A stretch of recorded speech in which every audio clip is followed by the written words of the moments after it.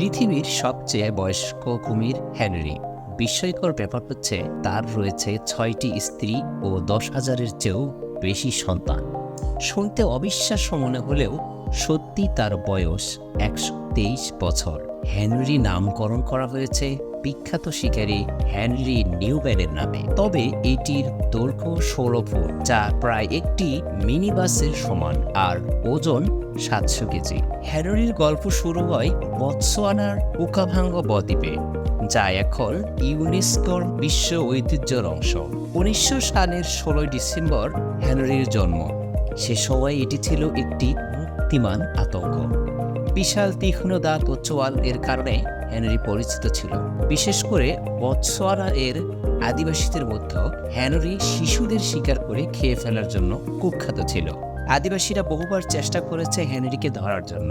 তারা বিখ্যাত শিকারী হেনরি নিউম্যানের কাছে সাহায্যের জন্য গিয়েছিলেন, কিন্তু হেনরি নিউম্যান তাকে হত্যা করেন নাই, বরং তিনি তাকে জীবিত ধরে নিয়ে যান এবং খাঁচায় বন্দি করে রাখেন। এই ঘটনা ঘটে 19 শতকের গোড়ার দিকে। সেই থেকে 3 দশক ধরে হেনরি দক্ষিণ আফ্রিকার স্কটবার্গের ক্রুক ওয়ার্ল্ড কনজারভেশন সেন্টারে অবস্থান করছে। তার বিশাল আকৃতি আর বয়সের কারণে হেনরি এইখানে পর্যটকদের আকর্ষণের কেন্দ্রে পরিণত হয়েছে।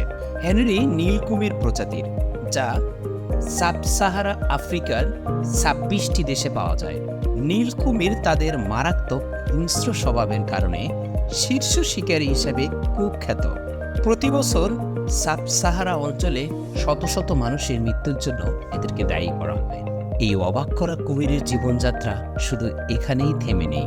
হেনরিকে বিশ্বাস করা হয় বিশ্বের সবচেয়ে বয়স্ক কুমির হিসেবে। তবে এর চেয়েও বড় কুমিরও আছে কেসিয়াস নামে, যা বাস করে অস্ট্রেলিয়ায়। কিন্তু হেনরি তার বয়সের জন্য বিশেষভাবে পরিচিত।